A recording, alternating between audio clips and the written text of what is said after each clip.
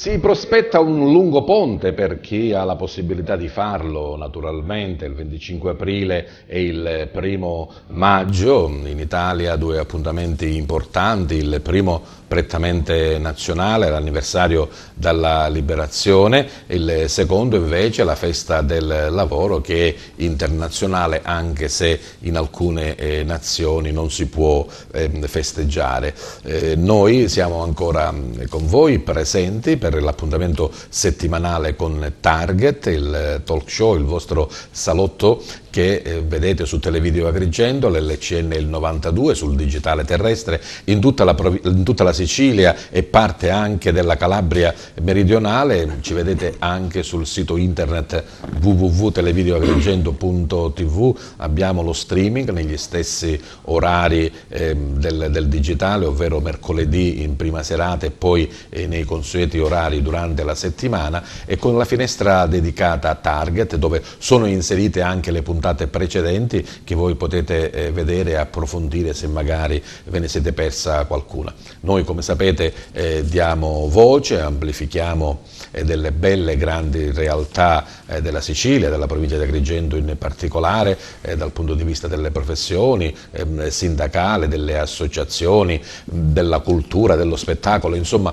tutte quelle cose che hanno bisogno, necessità, ma anche hanno merito per essere amplificate dal mezzo televisivo. E dobbiamo dire senza falsa modestia che TVA e Target ci riescono in maniera particolarmente positiva, abbiamo dei riscontri, questo ci fa piacere e ci invoglia a continuare per questa strada che da diversi anni, quasi 10, è diventato ormai un appuntamento fisso e un riscontro importante. Anche questa sera parleremo di importanti argomenti, ve lo dicevo anche del 25 aprile, oggi è la festa della liberazione. Passo allora a presentarvi gli ospiti della puntata. Iniziamo sempre dalla mia sinistra, l'indicazione che do al cameraman, è Giovanni Vento, lui è il presidente dell'Ordine dei Medici della provincia di Agrigento. Buonasera. Continuiamo con Giuseppe Migliore, è il segretario della Federazione Maestri del Lavoro di Agrigento. Buonasera. Si prosegue con Pietro Asaro, il dirigente dell'ERAP, ente regionale per la formazione e l'apprendimento professionale. Buonasera.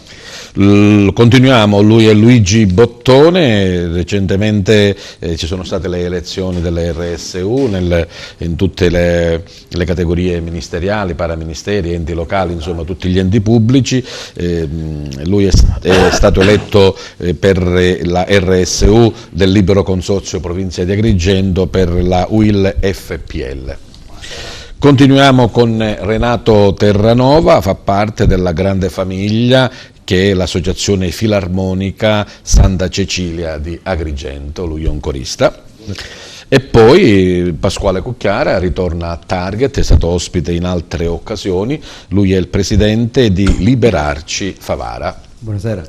Allora Luigi, proprio recentemente tutti gli enti pubblici sono stati interessati dalla elezione della RSU, la rappresentanza sindacale unitaria, che dà voce anche ai non iscritti e che insomma fa sì che i dipendenti votino i propri rappresentanti.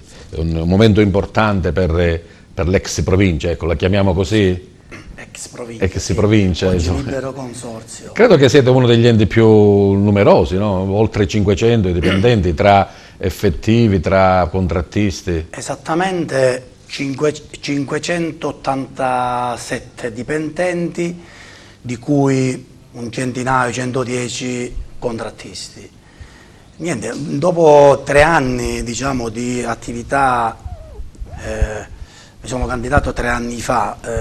Quindi già la seconda esperienza. Seconda esperienza, esco da coordinatore della RSU, che ci ha visto impegnatissimi.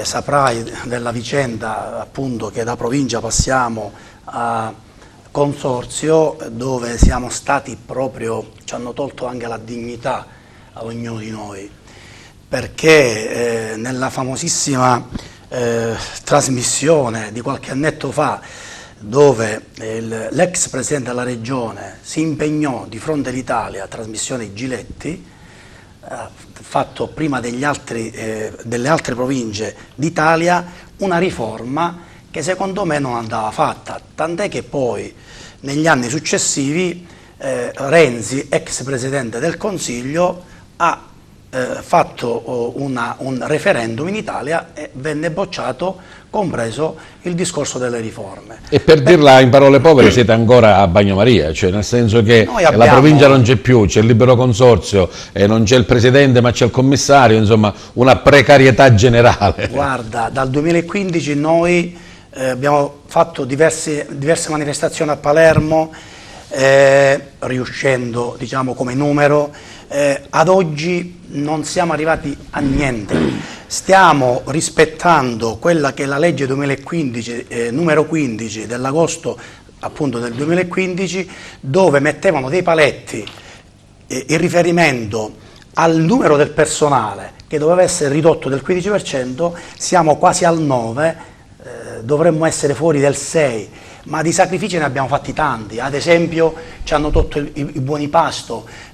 Io dico che un ente come la provincia, che ancora grazie a Dio non è in default, ci pagano. Però dico, facendo il paragone con il comune di Favara, che è in dissesto finanziario, i colleghi del comune prendono il buono pasto, mentre da noi ce lo tolgono 3 anni fa, credo che sia abbastanza esagerato. E per questo insomma il lavoro del sindacato e dell'RSU è particolare. Parleremo poi insomma del programma che assieme al tuo sindacato, dicevamo la UIL e FPL, avete stilato. Pasquale, il 25 aprile, come dicevo, un giorno importante per l'Italia repubblicana, ancora c'è bisogno di essere partigiani, c'è bisogno di liberazione? Allora Peppe, è una necessità essenziale alla luce soprattutto di quest'ultima vendata di odio, quest'ultima vendata di revisionismo storico, dove molte forze populiste tentano in qualche modo di insabbiare quella che fu l'esperienza della Resistenza e di questo grande processo di liberazione nazionale, che tengo sempre a precisare che non è la festa della fine della guerra, ma è la festa della fine del fascismo. E sono due cose completamente diverse, perché la guerra nasce non solo dal fascismo, ma è stata voluta da questo sistema dittatoriale che ci ha trascinato in 20 anni nella rovina più totale. 25 aprile festeggiato in tutta Italia con varie manifestazioni, la prefettura ha deciso di fare una manifestazione provinciale a Santo Stefano di Quisquina con naturalmente partner principale l'ANPI, l'Associazione Nazionale Partigiani d'Italia. Fortunatamente quest'anno in provincia di Agrigento c'è un calendario abbastanza ricco di eventi, perché oltre la manifestazione provinciale che la prefettura, devo dire la verità, ogni anno ha organizzato per almeno 3-4 anni, anche noi come ANPI e come ARCI ci siamo attivati nei vari territori in cui siamo presenti. Non a caso a Racalmuto il prossimo 27 aprile ci sarà un convegno sulle donne partigiane, il 25 aprile a Ioppolo Giancaxio, insieme in collaborazione con il Circolo Arci John Belushi, si terrà la proiezione di Libere, che è un film, un documentario di Rossella Schillaci che parla appunto delle donne partigiane, e a Favara invece domani omaggeremo i nostri partigiani favaresi con una composizione floreale dove ci saranno l'amministrazione comunale, il presidente dell'ANPI, noi dell'Arci, i parenti dei partigiani, e mi auguro, Peppe, ci sarai anche tu. Sicuramente. Parleremo anche un po' più approfonditamente, come dicevo, dei valori della Resistenza. So che voi insomma fate anche dei convegni, degli incontri con le scuole per continuare a trasmettere questo grande impegno.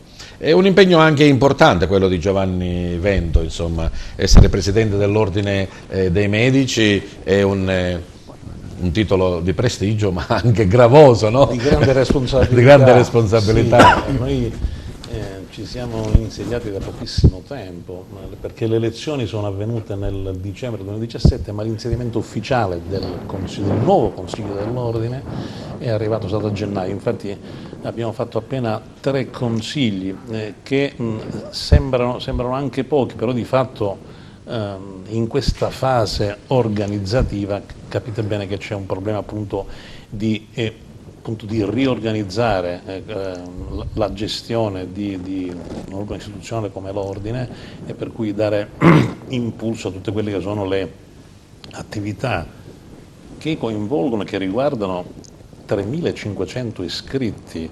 Non siamo un grandissimo ordine, ma il numero è molto importante. E riguarda soltanto i medici di base? No, attenzione, tutti i l'ordine dei medici, i medici di base sono molti di meno. Tra l'altro, se fossero qualsiasi così, categoria, allora, tutti gli iscritti all'ordine sono quelli che i medici devono esercitare, sono tutti iscritti all'ordine dei medici, che è l'ente che, a prescindere dal loro lavoro, dalla loro funzione, a prescindere dalla categoria, tutti certo. i medici sono iscritti all'ordine e praticamente sono 3.450, diciamo, facciamo un numero pieno, 3.500 e noi dobbiamo chiaramente dare delle risposte adeguate a tutte quelle che sono le esigenze e gli interessi della categoria. Ci siamo insediati e dico, tra le varie problematiche organizzative e gestionali abbiamo avuto un punto fermo e fisso fin dal primo consiglio, quello di insediare la Commissione Cultura e Formazione. Per noi è un po', come dire, un interesse particolare, quello di volere dare un input a quello che è il punto cardine del medico. Anche voi avete i crediti formativi da rispettare? Anche noi abbiamo i crediti formativi, tant'è vero parliamo di ECM, cioè i famosi punti che vengono dati ai medici come per l'aggiornamento professionale, che è una cosa indispensabile, ma vede, al di là degli ECM, dei punti che vengono dati, assegnati ai medici nel loro curriculum, praticamente l'aspetto importante è la formazione, il bagaglio culturale che ogni medico deve avere per poter garantire una professionalità adeguata a quelle che sono le esigenze del cittadino, per poterlo tutelare al meglio, per poter non dare solo dal punto di vista adeguate. medico-sanitario, ma anche da quelle che sono le nuove leggi, quelle che sono le nuove disposizioni in materia. Ma sicuramente questo è un problema che andrebbe dibattuto ampiamente, perché siamo in una fase molto particolare, siamo in una situazione un po' in cui c'è la necessità di rilanciare la professione medica proprio nei confronti dell'interesse del cittadino, dell'utente, con cui il medico si relaziona. Questo rapporto di empatia che si deve creare da medico e paziente è molto importante, perché non è solo l'aspetto strettamente clinico medico, c'è un aspetto, come dire, sociale, psicologico, che il medico deve curare nel rapporto con il paziente per garantire salute e qualità di vita la migliore possibile. Bene, parleremo anche di alcuni aspetti che voi, insomma, come ordine dovete sicuramente affrontare, dal quale anche i cittadini, che poi, insomma, sono i vostri clienti, no? Sicuramente dipendono veramente a volte è il nostro riferimento principale, logico. La Federazione Maestri del Lavoro, di che cosa parliamo, Giuseppe Migliore? Sì. Magari introducendo per chi non conosce appunto, la vostra federazione. Desidero spiegare un attimino chi sono i maestri del lavoro. La Federazione dei Maestri del Lavoro d'Italia è un ente morale, quindi non profit, che agisce sotto il patrocinio del Presidente della Repubblica e associa gli insigniti alla stella al merito del lavoro, che viene assegnata a uomini e donne lavoratori dipendenti del settore non statale, che si sono particolarmente contraddistinti per perizia, laboriosità, doti morali, innovazioni tecnologiche, contributi sulla sicurezza del lavoro, cioè tutte quelle caratteristiche che fanno sì di poter migliorare quelle che sono le aspettative nel mondo del lavoro. A prescindere dalla professione, allora, ecco, infatti all'interno abbiamo dirigenti d'azienda, abbiamo quadri, impiegati, ma abbiamo anche dei lavoratori, come dire, della manovalanza, quindi il lavoro è tutto dignitoso e ognuno nella propria professionalità, certo, è un magistro, può esprimere quelle che sono le migliori caratteristiche. Devo aggiungere che la federazione è organizzata in consolati provinciali, ce ne sono circa 100 in Italia, grosso modo uno in ogni provincia. Sì. Ad Agrigento c'è il consolato provinciale che è stato costituito, siamo un consolato giovanissimo, è stato costituito l'8 maggio del 2011. Ci occupiamo principalmente, perché questo è previsto nello statuto, di aspetti sociali e soprattutto trasmettere il sapere del mondo del lavoro dall'esperienza pluridecennale dei maestri del lavoro che praticamente concorrono a approfondire il sapere ai giovani. Approfondiremo allora anche questo aspetto, conosciamo anche gli altri nostri ospiti. Pietro Asaro, dicevamo, dirigente dell'ERAP, l'ente regionale per l'apprendimento. Addestramento professionale. Da sempre l'addestramento professionale è stato ritenuto alla base di quello che poi dovrebbe essere l'avviamento al lavoro. È ancora così? Per come lo abbiamo fatto noi, lo abbiamo comunque dimostrato, la formazione professionale extrascolastica dovrebbe essere il vero fulcro, quello che collega veramente il mondo del lavoro alle professionalità. In un mondo delicato come quello della formazione professionale, comunque mi vanto di poter dire che dopo 22 anni di attività, cioè dal 1996, mentre molti enti sono crollati per una serie di motivi afferenti anche ad un tipo di formazione professionale che noi non abbiamo mai fatto, noi abbiamo... Chiamiamo pane, insomma, c'era molta dipendenza dalla regione. E io non dipendenza, attingo a quel mondo, e me ne sono sempre vantato, attirandomi anche una serie di antipatie, ma dico, non attingo a quel mondo che io ho sempre chiamato il parassitismo regionale, quindi nessun tipo di finanziamento, noi ci reggiamo sulle nostre gambe, facciamo nei nostri 14 enti di formazione circa 300 corsi all'anno, e ci vantiamo e lo documentiamo che un buon 50% delle persone che andiamo a formare comunque va a trovare lavoro, perché andiamo veramente a sondare i fabbisogni dei territori e dopo che sondiamo i fabbisogni dei territori andiamo a farci autorizzare i corsi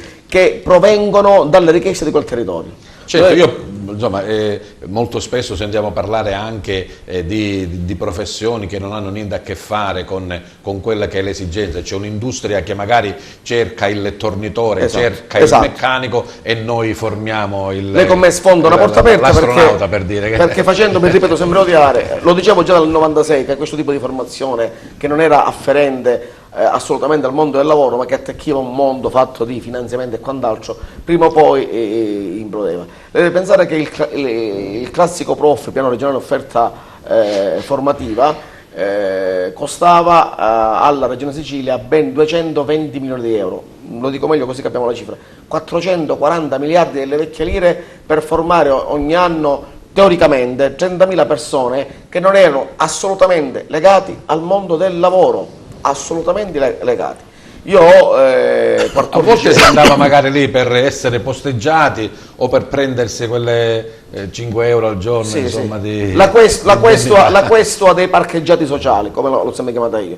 Il nostro mondo attecchisce invece ad un altro mondo e quindi un'altra modalità di fare formazione professionale. Parleremo anche con lei magari di quelle che sono le professioni più ambite, no? Quelle più richieste e quindi quelle che il giovane dovrebbe frequentare. Conosciamo anche, lo conoscete senz'altro, Renato Terranova, in questo caso è un corista della Filarmonica Santa Cecilia, una delle più belle realtà musicali e culturali della nostra provincia. Renato.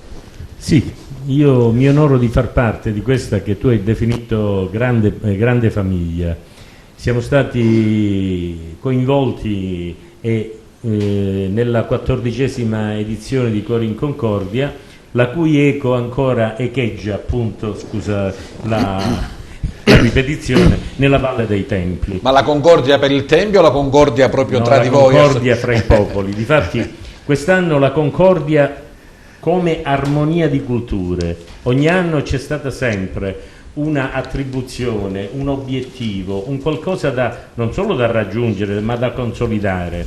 Il cantare centinaia di coristi provenienti non solo dall'Italia, quest'anno c'era ospite un coro calabrese, a noi molto vicino, però bravissimo, il coro Dominicus, che veniva da Soriano Calabro in provincia di Vibo, ma negli anni scorsi, probabilmente anche per problemi economici, quest'anno ce n'è stato solo uno, negli anni scorsi abbiamo avuto anche cori provenienti da tutta l'Europa. La manifestazione che normalmente viene condotta su 3 giorni, viene aperta davanti al Tempio della Concordia, appunto con un coro in concordia, quindi concordia di armonie, di cultura, di musica, al tramonto, con un brano del nostro direttore artistico, il maestro Monsignor Liberto, direttore emerito del coro della Cappella Sistina del Vaticano, intitolato Luce Gentile, al tramonto di questa luce che in realtà è un tramonto semplicemente fisico, perché dal punto di vista, diciamo, sentimentale non è altro che il sorgere di una nuova luce. Ma se tu dovessi presentare l'associazione Santa Cecilia facendo un po' un breve curriculum, Renato? Allora, io che forse sono uno dei più giovani, pur avendo la mia veneranda età, veneranda è da 70 in poi, Sì. Ma io ancora non ci sono arrivato. Spero di arrivarci e superarla abbondantemente. Anche perché il dottor Evento ci dice che stiamo ma la vita media si è molto allungata in Italia, quindi soprattutto andiamo in pensione dopo, è un grande auspicio per tutti. Postdatiamo anche per avere e da lì nascono tanti problemi di carattere sanitario. Allora, dicevamo, il curriculum della Santa Cecilia ha festeggiato da qualche anno il 50° della fondazione. È stata fondata da Monsignor Pillitteri qua da Agrigento, nella chiesa dell'Immacolata per noi agrigentini San Francesco. In questo suo cinquantenario ha avuto il piacere di svolgere la propria attività canora in quasi tutte le nazioni europee, è stata anche in America, e poi la cosa più bella, il nostro grande San Giovanni Paolo II, che sicuramente andremo ad onorare giorno 8 qua a San Gregorio. Praticamente ci ha sempre voluti con sé nelle manifestazioni importanti, compresa l'apertura della Porta Santa durante l'anno santo, durante il suo pontificato. Il nome Santa Cecilia, diciamo, forse possiamo dire è un po' banale, senza offendere nessuno, no? Cioè, nel senso che è la santa protettrice appunto della musica, quindi diciamo che Santa Cecilia è un po' intitolata a diverse filarmoniche. Per citare gli ultimi avvenimenti, quest'anno siamo reduci da quest'anno significa il 2017, da un inserimento in un festival canoro a Lublino in Polonia, meravigliosa esperienza, insieme a cori provenienti da tutta l'Europa. Come numeri di che parliamo? Renato? Allora, numeri parliamo di questo. Il coro di Santa Cecilia è organizzato in questo modo: il coro dei grandi cantori, grandi perché vecchi come me, sto scherzando, ci sono anche dei giovani, e saremo una 60ina di elementi, diciamo circa 15 per sezione, poi diretti dal maestro Alfonso Lopresti. Poi invece c'è il cosiddetto vivaio, come dovrebbe avvenire in tutte le società anche sportive, di ragazzi che si avvicinano. Anzi, faccio un appello per tutti coloro i quali volessero avviare questa attività meravigliosa, anche perché, diciamo, di attività importanti e culturali in realtà se ne seguono oggi molto poche, si seguono più gli smartphone e robe del genere che non le attività culturali. Certo, deve avere però uno una qualità di base che è quella della voce. Sì, no? Questo sicuramente, però abbiamo anche il nostro maestro Marisa Bonfiglio, capace di far diventare dritti anche i rami storti dal punto di vista vocale. Tu sei un tenore, un basso? Cosa sei? No, io sono un basso profondo. Basso profondo? Si sente. Diciamo che forse c'è qualcuno più profondo di me, però io faccio parte dei bassi. Bene, ritorneremo a parlare del coro Santa Cecilia. Ritorniamo alla RSU, dicevamo l'importanza del sindacato all'interno del mondo del lavoro, l'importanza anche della rappresentanza, quindi del voto diretto di tutti i lavoratori.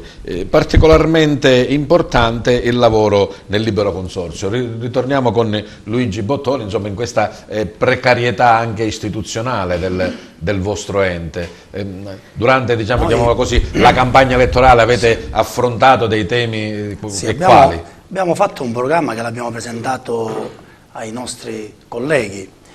Noi chiediamo principalmente a grande voce, come qua il signore che vi sta accanto, con grande propria energia, di farci restituire, se possibile, il prelievo forzoso che ci fanno da 3 anni. Noi parliamo di 13 milioni di euro nel 2015, 15 milioni di euro nel 2016, 17 o forse più milioni di euro nel 2017. Relativo a che cosa?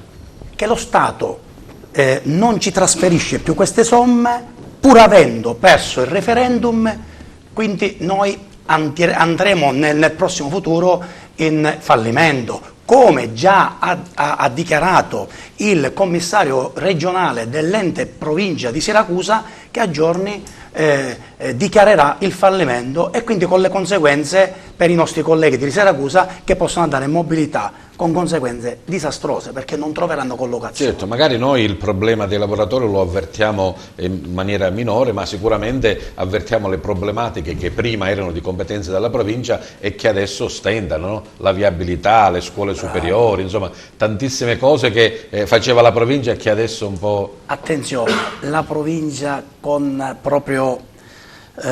sacrifici enormi, specialmente quella di Agrigento, le competenze ce le ha ancora, gestisce le strade, le scuole, i servizi sociali, in parte un po' di turismo, però trasferimenti non ce ne sono, quindi non possiamo continuare così. Ci siamo sentiti con i colleghi di Caltanissetta, metteremo su nuovamente l'interprovinciale, una commissione formata da componenti dell'RSU che ci recheremo, se ci riceverà il presidente Musumeci, visto che nel suo programma c'era di far rinascere le province, di dare più competenze, e lì vedremo quali sono le vere intenzioni. Non possiamo più continuare così, non si può. Ritorniamo al discorso elettorale, Sì. Luigi, dicevamo la presenza dei sindacati tutti praticamente, no? Sì, CGIL, CISL, UIL. UIL e DICAP, che sono il sindacato dei poliziotti.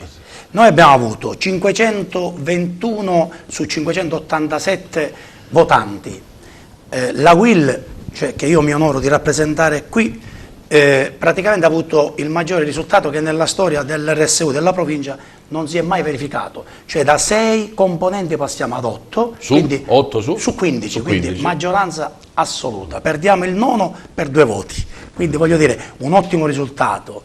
Poi ci sono 4 componenti della CISL che conferma quelli di 3 anni fa, più uno che è la sigla sindacale autonoma, si aggrega con loro e quindi ne prendono 4.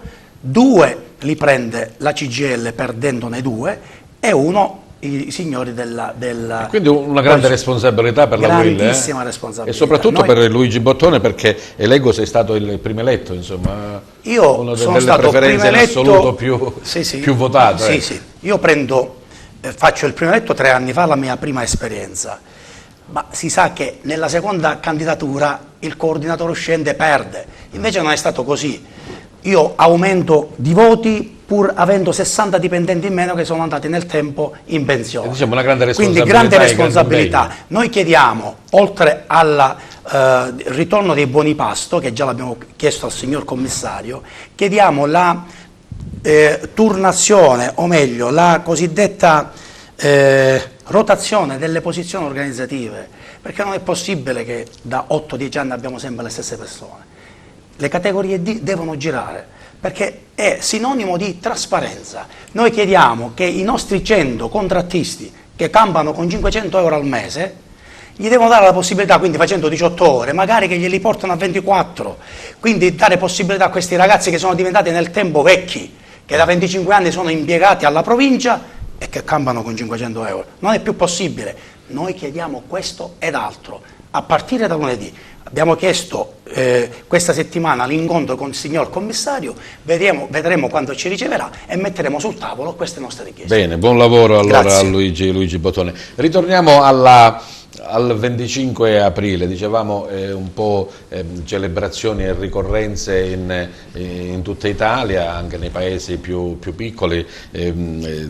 Pasquale Cucchiara parlava di Ragalmuto, parlava di Ioppolo, naturalmente anche di Favara. E a proposito di Favara, qualche anno fa tu sei stato insomma protagonista di una grande ricerca storica che proprio in questi giorni si è arricchita anche di altri nominativi, nella riscoperta di partigiani, di giovani del profondo sud che hanno fatto la resistenza e come ci hanno perso anche la vita in molti. Allora, nel 70° anniversario della Resistenza, cioè 3 anni fa, si è tenuto a Napoli il congresso nazionale dell'ANPI e si è tenuto a Napoli non a caso, perché hanno manifestato l'intenzione di rendere onore al Sud per onorare la partecipazione dei partigiani meridionali al Nord. In quel congresso riuscirono a racimolare tantissimi nomi provenienti da tutte le regioni del Mezzogiorno, e in Sicilia si sono bene o male stimati circa 5.000 partigiani. Fra questi 5.000 io sono riuscito a rintracciarne ben 22 di origine favarese, che però con la pubblicazione di Altri uomini di 3 anni fa non sono riuscito ad inserirli tutti, perché piano piano poi questa mia ricerca si è ampliata, certo. e quindi oggi praticamente riuscirei a fare una seconda edizione per il materiale che sono riuscito a rintracciare in questi 3 anni. Però intanto grazie all'impegno del consigliere comunale Carmelo Costa, che si è prodigato a restaurare la stele che inaugurammo circa 2 anni fa, siamo riusciti ad aggiornare appunto i nominativi dei partigiani favaresi, e quindi rendere onore a questi 2 nuovi nominativi, che sono Ernesto e Calogero Pullara, che combatterono nelle brigate rosse a Roma. Quindi, che non hanno niente a che vedere con le brigate rosse, diciamo, quelle... No, niente a che vedere con il terrorismo. Con il terrorismo. Erano di matrice anarchica, quindi di tutt'altra natura. L'importanza della resistenza, l'importanza dell'antifascismo, come viene vissuta dalle giovani generazioni che, per fortuna loro, insomma, la apprendono soltanto dai libri di scuola, Pasquale? Noi non possiamo dare una valutazione positiva per quanto riguarda l'impegno della rivalutazione di una certa storia, quindi partendo da questa analisi e da una conoscenza abbastanza esigua di quella che fu la Resistenza e altri processi storici in generale, ci siamo impegnati in questi anni come AMBI a fare anche un giro delle scuole per parlare di tematiche abbastanza specifiche, come il ruolo dei partigiani, il ruolo delle donne, le staffette, le carceri, cioè tutto quello che riguarda questa porzione di storia. Con il nostro Circolo Arci ci impegniamo spesso a propagare questo tipo di cultura, con proiezione di film, con documentari, piccole mostre, per cercare di parlare un linguaggio che sia molto più comprensibile ai giovani, quindi per essere più attrattivi. Ma in questi giorni proprio il nostro presidente regionale dell'Arci, Salvo Lipari, ci spiegava in una sua analisi che praticamente noi viviamo un'epoca storica dove la partecipazione scema, e quindi probabilmente saremo ricordati come quei giovani che non si sono impegnati, come quei giovani che hanno subito passivamente le debolezze e le disarmonie di questo per momento fortuna non storico. Sono tutti così, insomma. Però ci sono giovani come te che hanno approfondito, hanno studiato e vogliono conoscere. Peppe, noi non siamo...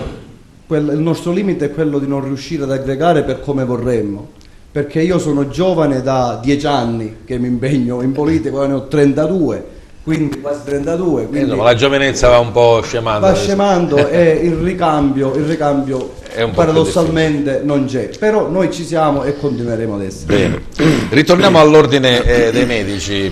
Dottore Vento, è vero che, diciamo, l'anno che è passato e il prossimo anno ci sarà una mazzata enorme dei medici di famiglia che se ne vanno tutti in pensione e rischiamo di non avere il nostro riferimento diretto? Ha ragione, il riferimento diretto sicuramente, ma non è solo un problema che attiene ai medici di famiglia, le devo dire che più in generale attiene ai medici nella loro collocazione. Mi riferisco non solo ai medici in generale, ma anche agli specialisti e agli ospedalieri, cioè c'è un problema di ricambio generazionale.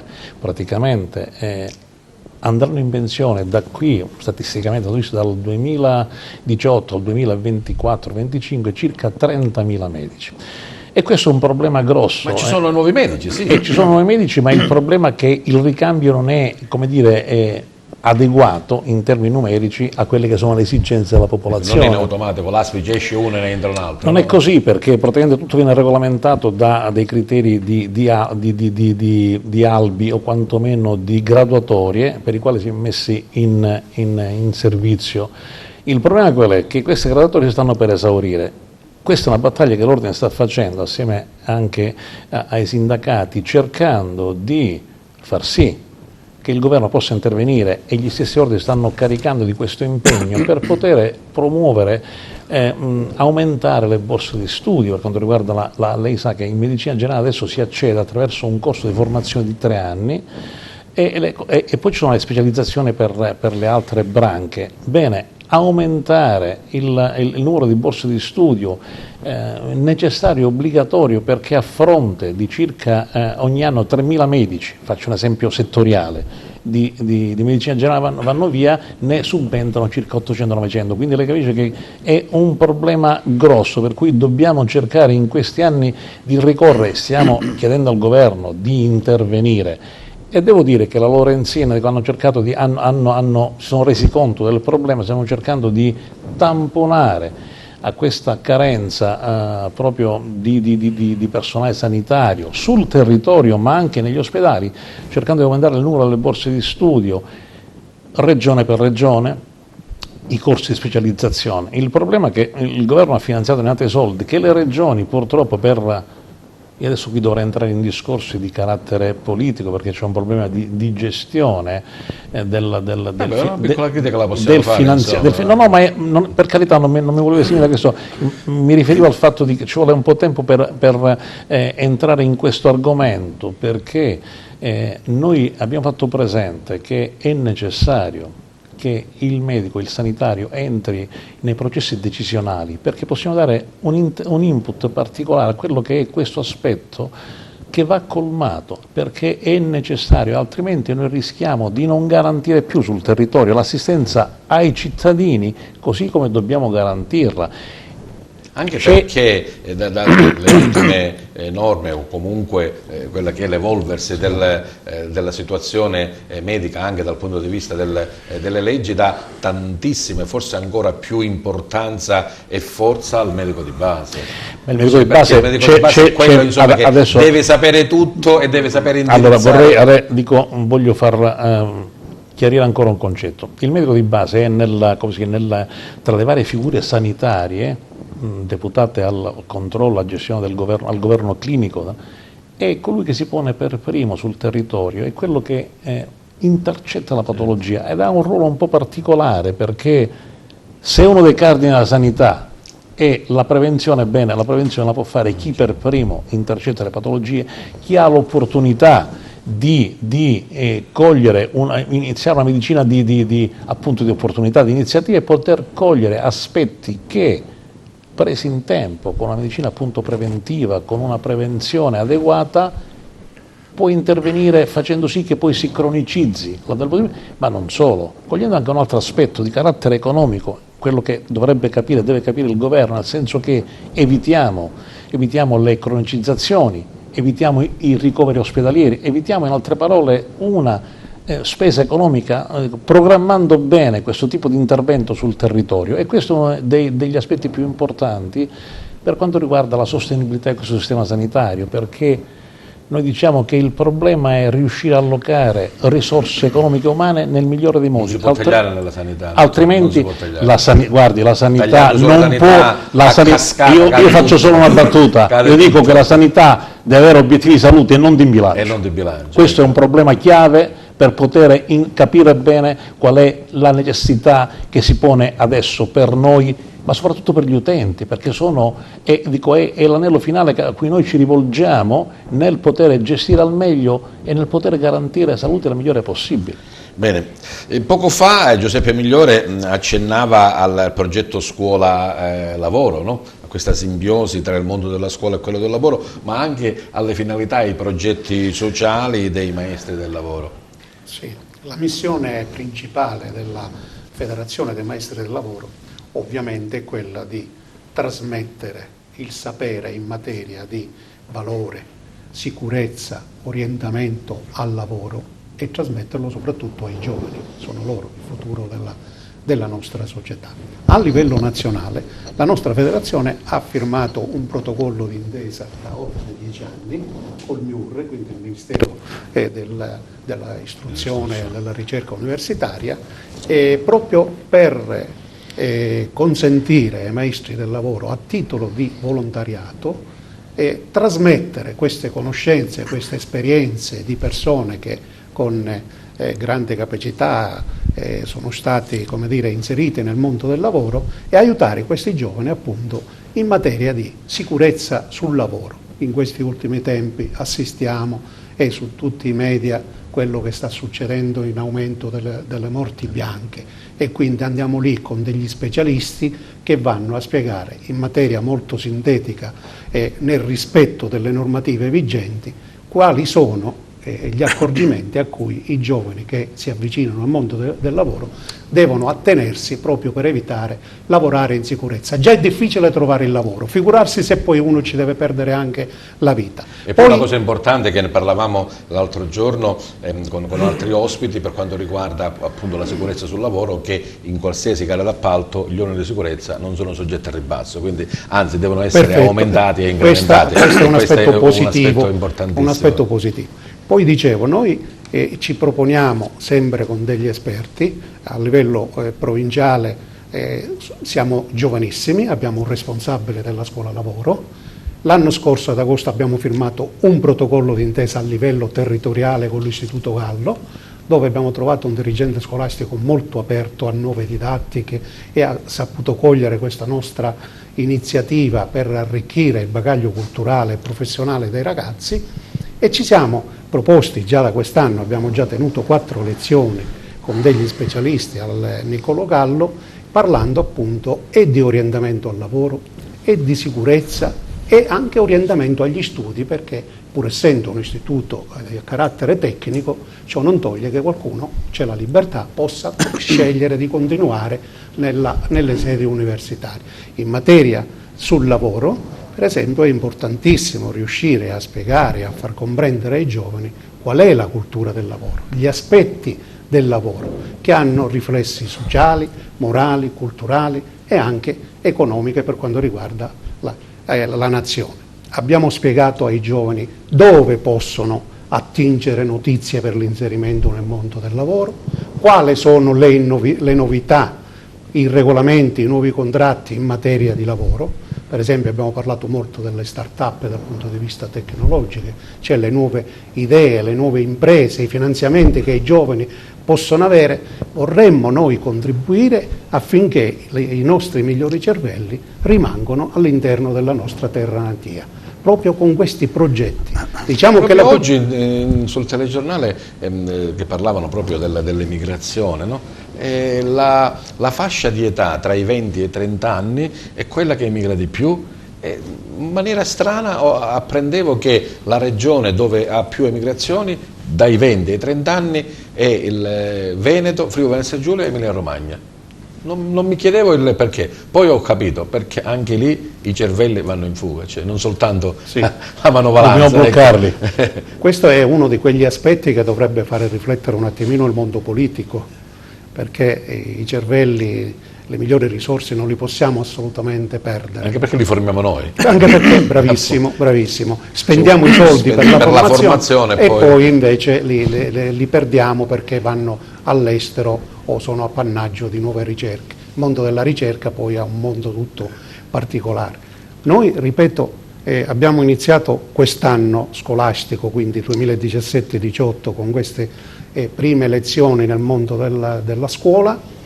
Pensiamo e vogliamo valorizzare i giovani, e nostro intendimento, pur essendo pochissimi, pensi che in tutta la provincia siamo solo 35 i maestri del lavoro, a fronte di 10.000 maestri del lavoro che ci sono in Italia. Questa è anche una ricaduta, una riflessione sul fatto che nella nostra terra non ci sono lavori, non ci sono aziende, non ci sono investimenti. Di molto. Volevo approfondire ancora con Pietro Asaro il discorso della formazione professionale. Dicevamo formare in quei settori dove c'è più bisogno. credo sia era Repubblica o Il Messaggero, che riprendeva un'intervista fatta in televisione in un programma mattutino, dove c'era il presidente dell'associazione della Toscana, degli industriali di Toscana, in cui diceva che da 2 mesi cercano almeno da 250 a 300 operai che non riescono a trovare perché non ci sono. Quindi Pietro Asero, la formazione deve essere fatta dove il lavoro chiede. Quali sono, chiamiamo così, le professioni che per il momento potrebbero subito... Atteso che noi operiamo in 3 province, Agrigento, Caltanissetta e Enna, ci siamo quindi come struttura di enti di formazione, quindi andiamo a vedere quali sono i bisogni dei territori.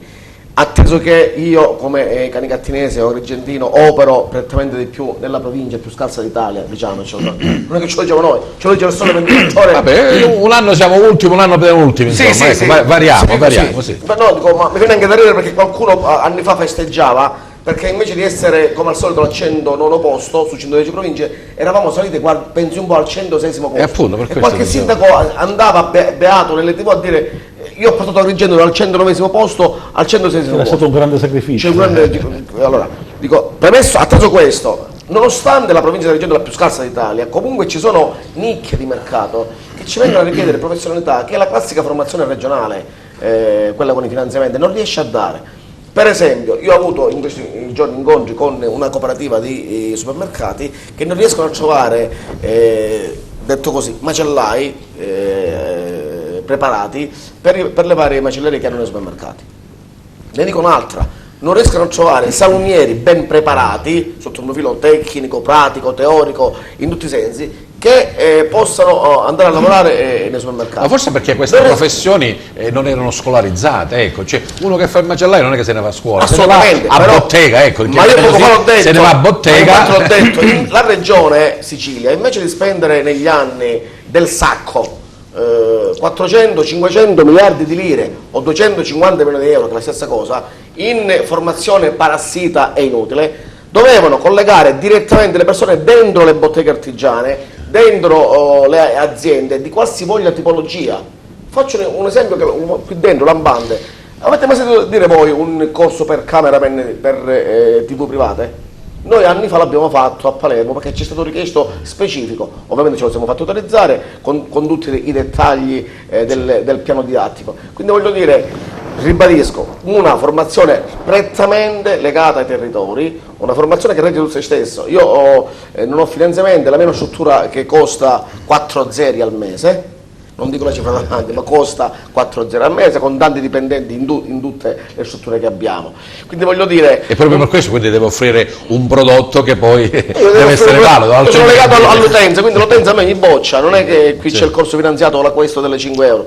Di più, io provengo dal turismo, la mia genesi, quando iniziai a fare l'imprenditore a 19 anni e mezzo, con 3 partite IVA, ne ho ben 13 a 47 anni, è il turismo. E io salii agli onori della cronaca perché nel 1998 portavo gruppi scolastici, ce li ho tuttora mentre parlo con lei, qui ad Agrigento, che stavano 7 giorni, cioè riuscivo a farli rimanere 7 giorni qua, fermi ad Agrigento, ovviamente nel territorio, senza usufruire della famosa 7 giorni, non so se lei si ricorda, che è stata messa in scena anche lì per prendere i finanziamenti pubblici. Quindi anche lì abbiamo dimostrato nel turismo che si può fare turismo nella provincia più scarsa d'Italia senza attingere a finanziamenti. Dico sempre, io avrei bisogno di qualche sceicco che da Menfi fino a Licata mi costruisca 3.000 alberghi e poi li posso dimostrare e documentare. Li riempiamo tutti? Non solo li riempiamo, ma creiamo 250.000 posti di lavoro. Quindi non è vero che il lavoro manca. Quando noi nel nostro DNA ci togliamo, come diceva Leonardo Ciaccia, la nostra sicilianità, il lavoro arriva. Io l'ho dimostrato a me stesso, quindi voglio dire, voglio dire un'altra cosa che non attinge alla mia presenza oggi qua. Io ho fatto anche l'assessore provinciale.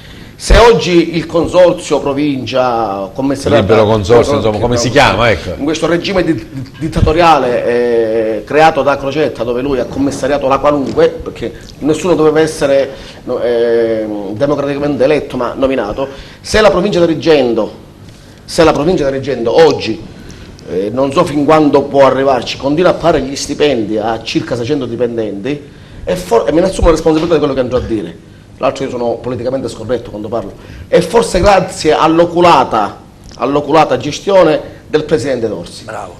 Va bene. No, sono delle cose che si riscontrano. Se questo, e non lo dico per essere offensivo, stipendificio messo lì comunque continua a reggersi, e grazie anche ad un'oculata gestione del Presidente D'Orsi, che in 5 anni, invece di pensare a feste, festini, distribuzione di prebende e di questo, ha pensato alle attività principali. È l'unica provincia dal 2012, quando il signor Rosario Crocetta va da Giletti, cioè lui non ha l'Ars, lui ha Giletti come Ars, e lui si inventa il 6 marzo, io ero assessore provinciale, il 6 marzo del 2013, io vado all'Ars e mi faccio votare questa legge che le province vanno commissariate. L'unica provincia che ad oggi regge bene tutti i dipendenti e le spese essenziali è solo la provincia di Reggendo. Poi al di là che la provincia di Siracusa è vicina al Tracollo o altre province hanno già problemi a pagare i creditori, le posso dire che l'unica provincia che ha retto bene o male gli stipendi è solo la provincia di Reggendo, e questo grazie ad una oculata gestione del Presidente che c'è stato. Lo ha detto. Ritorniamo al Coro Santa Cecilia. Dicevamo questo importante appuntamento nella Valle dei Templi ha coinvolto tantissimi di voi, spero che abbia anche coinvolto il pubblico. Allora, Renato. Il problema del pubblico è un problema, vorrei dire, atavico. Bisogna, secondo me... coinvolto nel senso che chi c'era lo ha gustato bene. Questo sicuramente. Devo dire, e questo non so se è definirlo offensivo, ma manca forse una certa cultura per certe attività culturali che necessitano anche di un po' di maturazione in merito.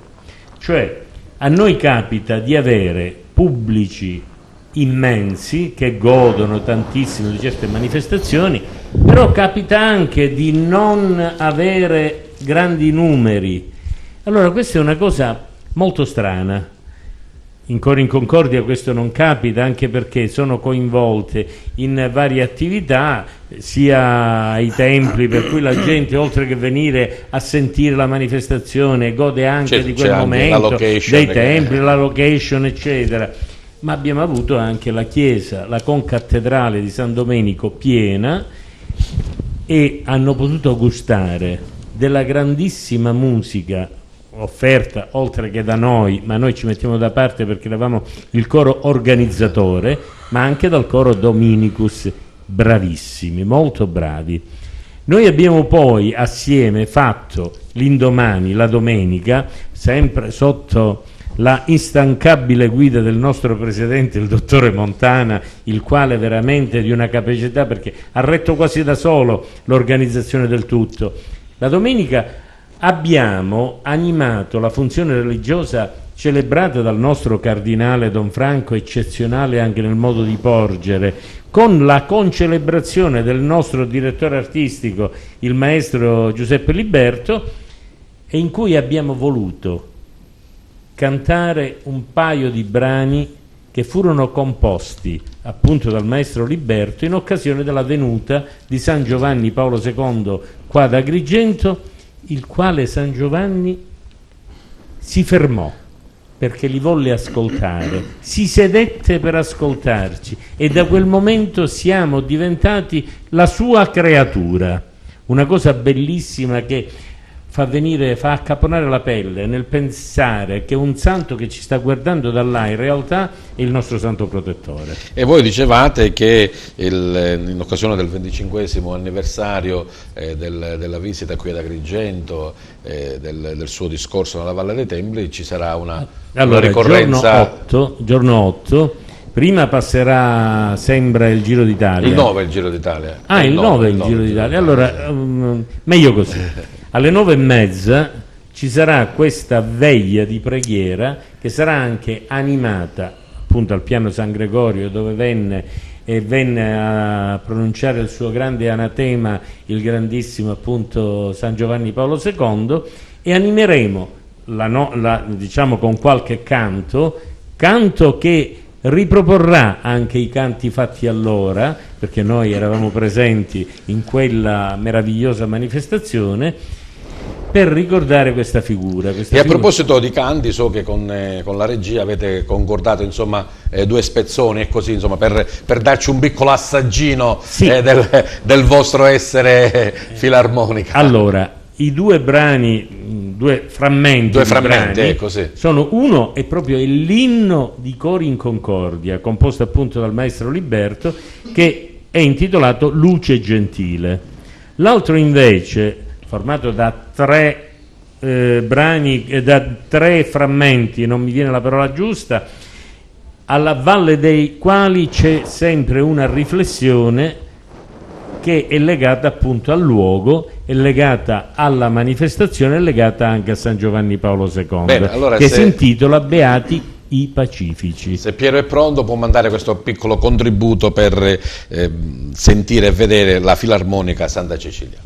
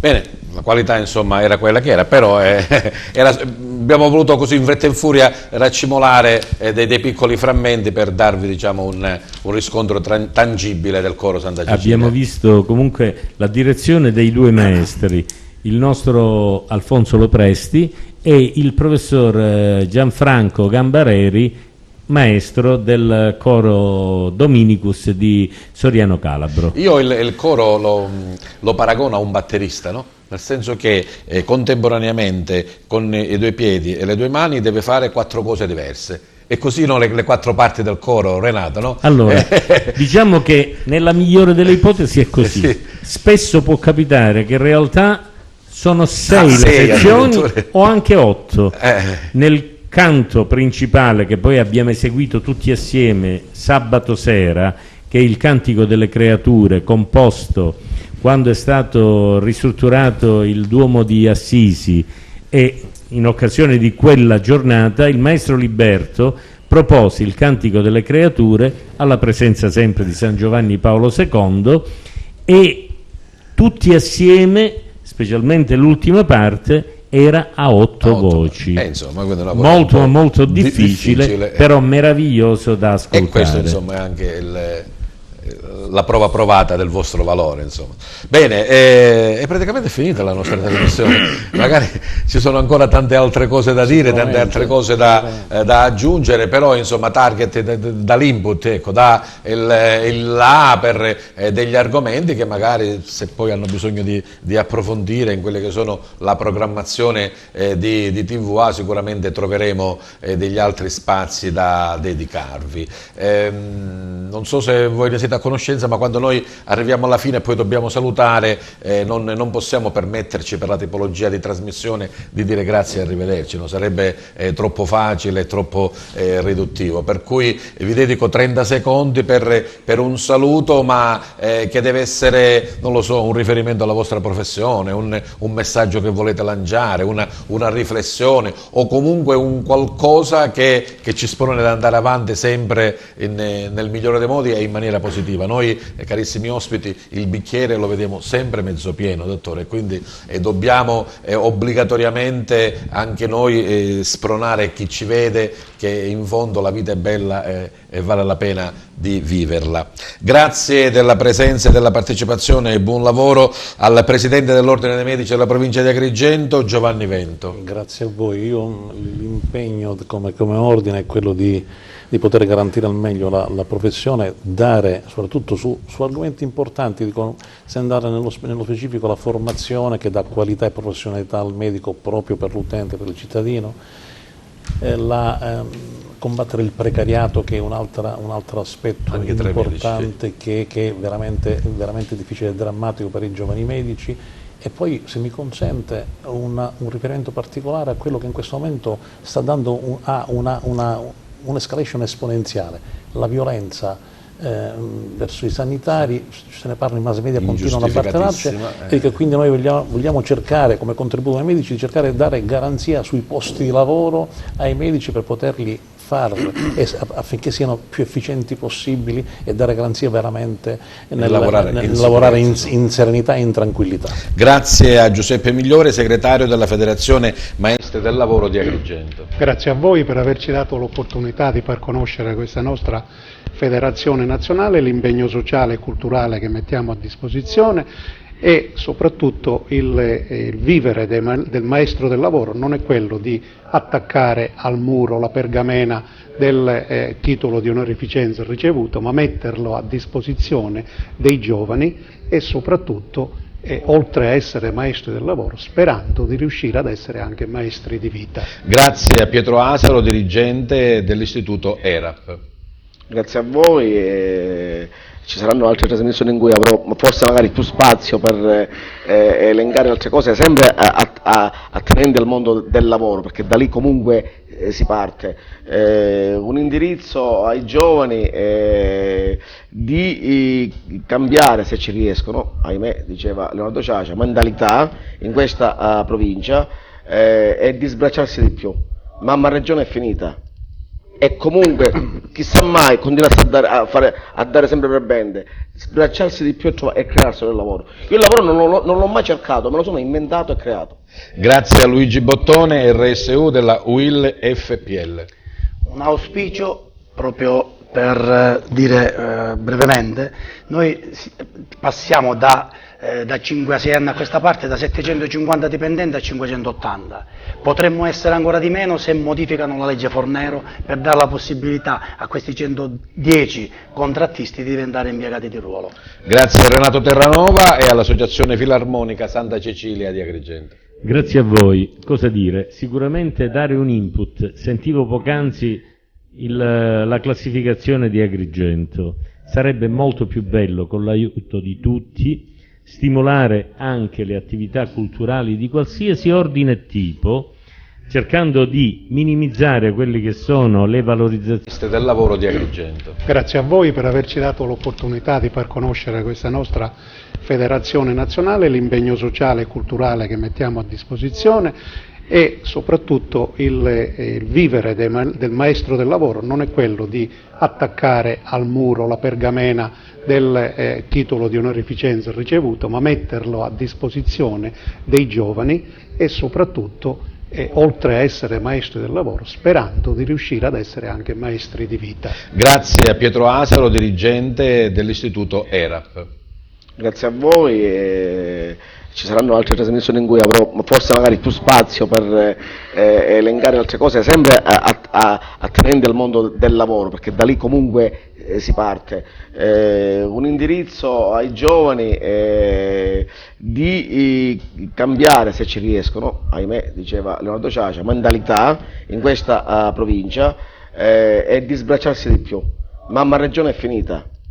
E comunque, chissà mai, continuasse a dare sempre per bende, sbracciarsi di più e crearsi del lavoro. Io il lavoro non l'ho mai cercato, me lo sono inventato e creato. Grazie a Luigi Bottone, RSU della UIL FPL.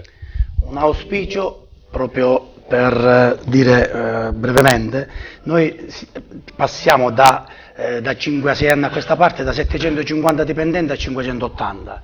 Potremmo essere ancora di meno se modificano la legge Fornero per dare la possibilità a questi 110 contrattisti di diventare impiegati di ruolo. Grazie a Renato Terranova e all'Associazione Filarmonica Santa Cecilia di Agrigento. Grazie a voi. Cosa dire? Sicuramente dare un input. Sentivo poc'anzi il